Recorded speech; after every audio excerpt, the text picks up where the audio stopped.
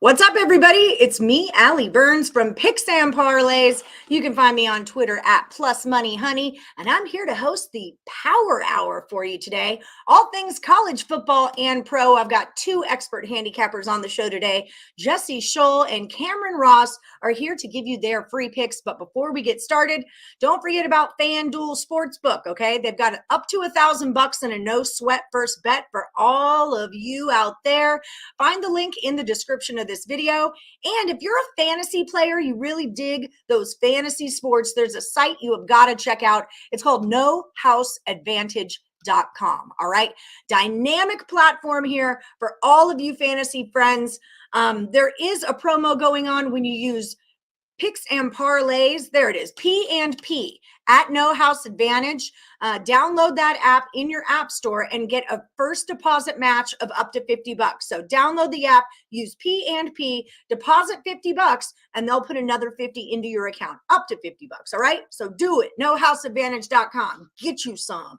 All right. Up first, I've got Jesse Scholl here today. Jesse, nice to see you again. Thanks for stopping in on the Morning Wood Show, also right here on the Picks and Parlays Network. How are you doing today? Doing great. Good to be back. Excited about some college football and NFL. Let's do it. Okay, so let's talk Utah at the Quackers. Utah is at my Oregon Ducks. Utah -1.5.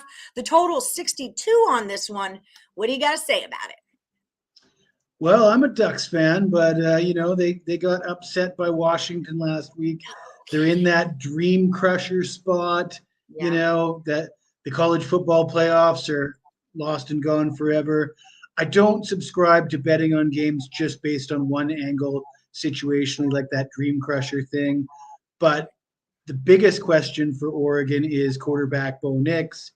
And if he can't go because of his knee injury, the backup quarterbacks, Thompson and Butterfield, are both freshmen, no starting experience. They'd be going up against the Utah defense that ranks first in the Pac-12 in total yards, first against the pass, second against the run. The head coach, Dan Lanning, is not offering any information about the status of Bo Nix. However, wide receiver Chris Houston did post on social media that Bo is out and he's looking forward to seeing what the backup quarterbacks can do.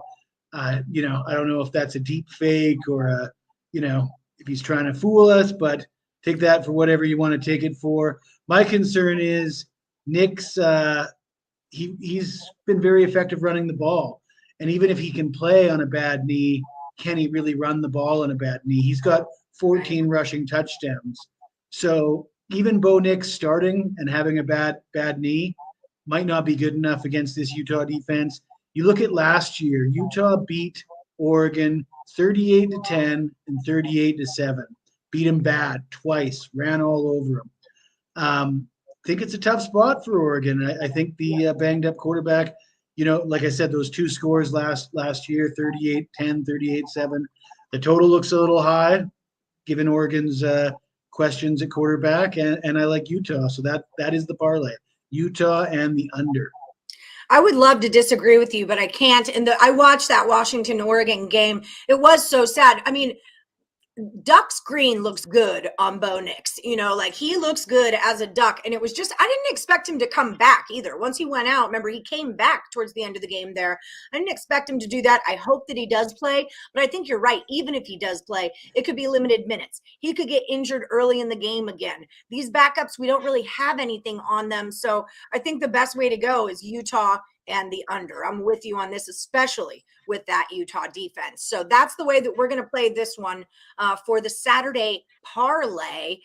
Before we move into the NFL, let me remind you guys to like and subscribe, ring the bell for notifications, because the Power Hour is on every single Monday through Friday at 3 p.m. Eastern, packed with free football picks for you, our viewers. Okay, so let's move into the NFL. We've got the Chiefs at the Chargers. The total on this one's 50.5. Chiefs are a 6-point favorite on the road in this one. What do you got going on here, Jesse? Geez, I just love watching these two teams play. They've played some great games in recent seasons. And, we talked about Bo Nix and how we don't like him if he's banged up because he won't be able to run the ball.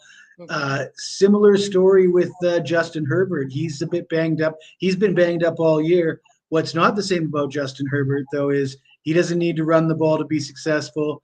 And I don't know if you remember that game against the Chiefs earlier this year when Justin Herbert was so injured, he couldn't even throw the ball. He just dropped the ball and walked off the field like, I'm done. I can't do anything. Comes on 45 seconds later and throws like a 40-yard bomb to get the backdoor cover for me. I know I had the Chargers in that game. So I love myself some Justin Herbert, especially against this Kansas City team. Last year, he threw for 281 yards, 4 touchdowns, no interceptions on 26 of 38 passing at Kansas City. He's really had his best games against this Kansas City team.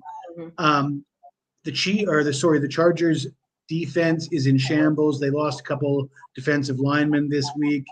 So they're going to need to score some points. The over is looking pretty enticing as well.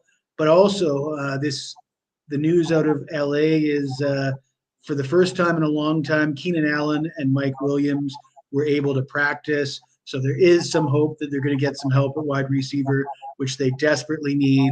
So what I'm hoping to see here is a classic shootout between Patty Mahomes and Justin Herbert. I'm going to take the points with the home team. All right. I don't hate that at all. There's 152,000 has been bet on this game, according to my source. 64% of that is on the Chargers +6. There's also a ton on the over. The 50 moved up to a 51. 89% of that money is on the over. So it's looking that way. Just another duck. We get to talk about another duck. I love that kid. I wish him all the best. Let's roll with the Chargers +6 when they play the Chiefs on Sunday. Jesse, thank you so much for stopping by the Power Hour. I'll see you again next week. Everyone out there, don't forget to like, subscribe, ring the bell for notifications. We're on every Monday through Friday at 3 p.m. Eastern with all the free football picks that your little heart can desire. Okay, so up next, do I have a rapid fire? I do. I have a college football rapid fire with none other than Cameron Ross. Cam, how's it going, friend? Can't hear you. It's okay. I'm in trouble right now because being a dad got me tangled up, but I'm here, so we're good to go. I think that poor time management is what got you in trouble because, we're all moms and dads too. Anyway, let's rock and roll with the college football rapid fire. We're going to do 5 games in 5-ish minutes, and we're going to start it out with the Buckeyes at the Terrapins. OSU is taking on Maryland. Ohio State's a big favorite. Didn't think they wouldn't be. It's 27.5, and the total is 63.5. What do you got going on here?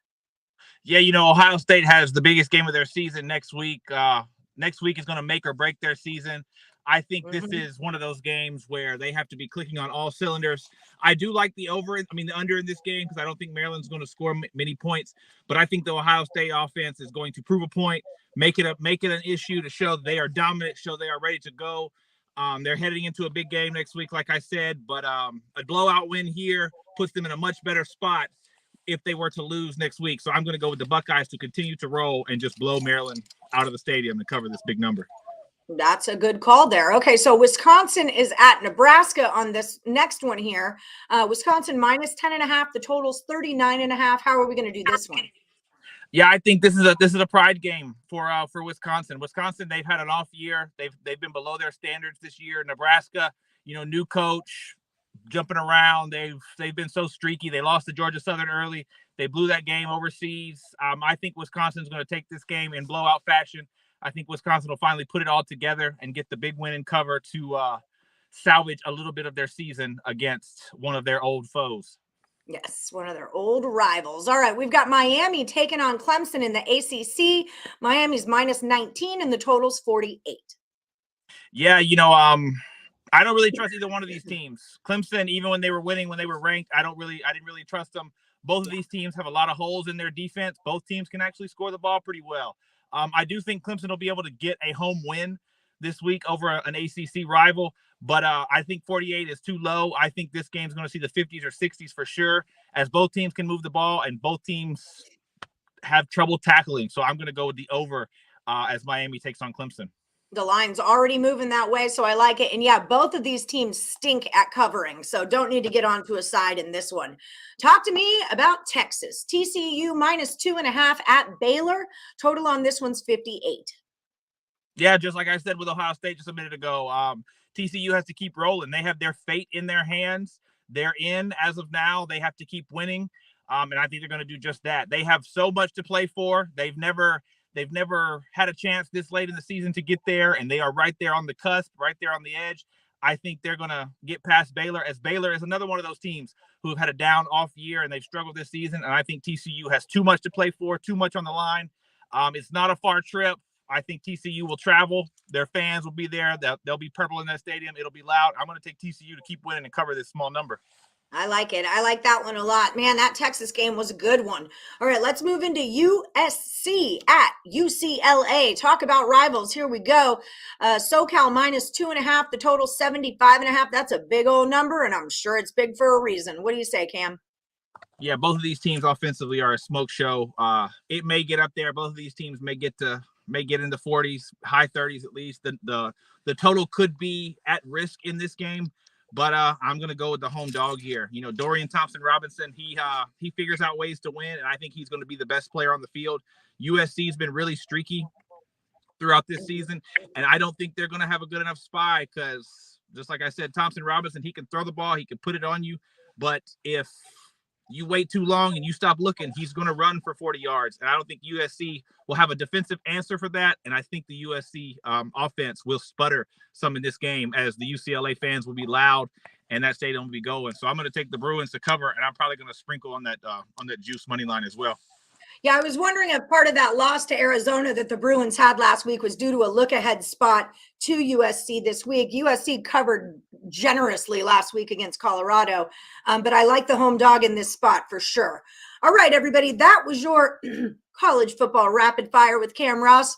And don't forget, like and subscribe. Ring the bell for notifications. We're on every Monday through Friday at 3 p.m. Eastern with tons of free football picks for you.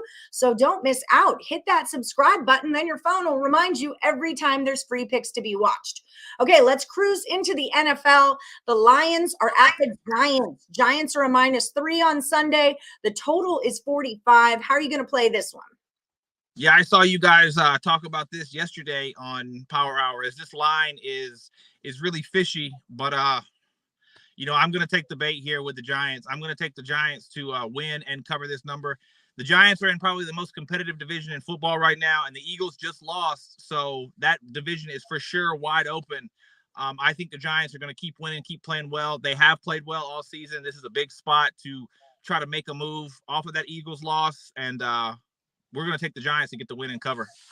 It's hard to think of the Lions winning 3 games in a row, but the line is moving that way. I went from a -4 to a -3, which tells us that money is coming in on that Lions team. But I like your angle with them in the division, and I hope you're right because I'm sitting on a future for the Giants to win that division at +750. So I'd love to see that W come in.